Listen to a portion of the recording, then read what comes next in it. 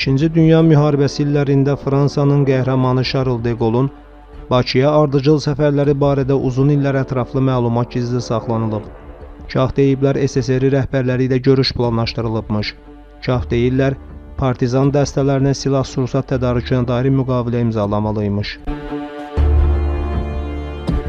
Charles de Gaulle 1890-cı il noyabrın 22-sində Lille şəhərində anadan olub. Peşəkar hərbiçi olan de Gaulle, 2-ci Dünya müharibəsi ərəfəsində artıq polkovnik rütbəsinə malik idi. 14 may 1940-cı ildə ona yeni alaya komandanlıq etməyə həvalə edirlər. Həmin ilin iyunun 1-də isə o, briqada generalı vəzifəsini icra edir. Döyüşən Fransa hökumətinin rəhbəri olan de Gaulle'a Sovetlər Birliyi ilə dəstək göstərirdi. O, Sovetlərin həmin illərin güclü dövlət olduğunu görərək, onlarla yaxınlıq etməkdə maraqlı tərəf kimi çıxış edirdi. Onu Sovetlərə bağlayan iki maraq var idi. Birincisi güclü Sovet ordusu, ikincisi Bakı. De Gaulle, Bakı haqqında və Azərbaycan barədə ətraflı məlumata sahib idi. Onun Fransa üçün döyüşən partizanlar arasında Azərbaycanlı dostları var idi və onlardan biri Armet Mişel ləqəbli Əhmədiyyə Mikayıloğlu Cəbrailov idi. Əhmədiyyə Fransa xalqının qəhrəmanı olmaqla yanaşı, Fransa müvəqqəti hökumətinin prezidenti de Gaulle'un dəftərxanasında işləyirdi və onlar möhkəm dostluq edirdilər. Charles de Gaulle çalışırdı ki, 27 yaşlı dostu Armet Mişel yaxşı yaşasın və ona bütün diqqətini verirdi. Onunla Azərbaycan barədə tez-tez söhbətlər edirdi. Charles de Gaulle'un stolüstü iki sevimli kitabı var idi. Onlardan biri Fransa tarixi, ikincisi isə Fransada nəşr olunan Vətən xatıratı idi ki, orada Azərbaycan xalqının tarixi dastanı Koroğlu haqqında məlumatlar var idi. Fransa müvəqqəti hökumətinin başçısı General de Gaulle və onu müşayiət edən nümayəndə heyəti 1944-cü ilin 27 noyabrında Bakıya gəlib.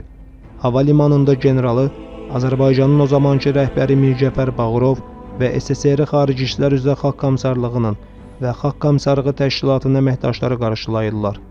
Generalı Hacınskinin evində yerləşdirirlər. Qız Qalası və İçəri şəhəri gəzən general bura valih olur və Bağırovdan iki tarixi məkanın sxemini xahiş edir. Daha sonra o, Xəzər dənizi barədə ətraflı məlumat istəyir. Həmin günü onu öz xahişi ilə Koroğlu operasına tamaşa etməyə aparırlar.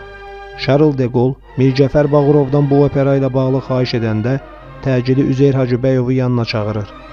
Bağırov Üzeyir bəyə qonağın istəyini söyləyir. Bu zaman Üzeyir bəy operanın hansı dildə səsləndiriləcəyini soruşur. Bağırov isə bura Azərbaycandır və təbii ki, operada Azərbaycan dilində səsləndiriləcək deyir. Və məşhur Koroğlu operasını de Gaulle Stalindən fərqli olaraq Azərbaycan dilində dinləyir. Dahi bəstəkar operasının məzmununu de Gaulle'a izah etmək istəyərkən, o, Koroğlu dastanı ilə tanış olduğunu bildirərək Üzeyir bəydən xahiş edir ki, operanın orijinal əlyazmasını ona hədiyyə etsin. Fransa generalı əsəri bəyəndiyini, ondan zövq aldığını və dahi bəstəkarla tanışdığından məmnun olduğunu səbəb göstərərək istədiyini dilə gətirir. Lakin bəstəkar nəzakətlə imtina edir. Pərt olan general onu müşahidə edən şəxslərlə birlikdə xüsusi qatarla Bakıdan Moskvaya yola düşür. Bakı barədə onun maraqları o qədər çox olur ki, yenidən bura gəlmək barədə Stalinə müraciət edir və yenidən Hacınskinin evində qalır. Lakin burada qısa müddət qalandan sonra Türkiyəyə yola düşür. Bu səfərlər rəsmi səviyyədə olub. Lakin çox az şəxsə məlumdur ki, Fransa prezidentinin o dövrdə Bakıya gizli bir səfəri olub. O, Bakıda 6 ay müddətində gizli yaşamaq barədə Mircəfər Bağırovdan xahiş edir və onu KGB-nin xüsusi nəzarət altında qoruyurlar. Sadə geyimli general hər gün səhər Xəzər dənizi sahilində dolaşır, sonra əlində qeyd dəftəri İçəri şəhəri gəzir və Qız Qalası barədə məlumatlar toplayırdı. Onun xüsusi marağı Azərbaycan dastanları və əsasən də Koroğlu ilə bağlı nəşr olunan bütün məqalələr, kitablarla yanaşı əlyazmalar idi. O, dəfələrlə Koroğlu operasının orijinal nüsxəsini əldə etmək istəsə də, Üzeyir bəyin əlyazmalarına əli çatmır. 6 ay müddətində Bakıda araşdırma aparandan sonra Parisə geri dönən Charles de Gaulle sonuncu dəfə 1958-ci il iyunun 10-da Fransa neftçilərinin nümayəndə heyəti ilə Azərbaycana səfər edib.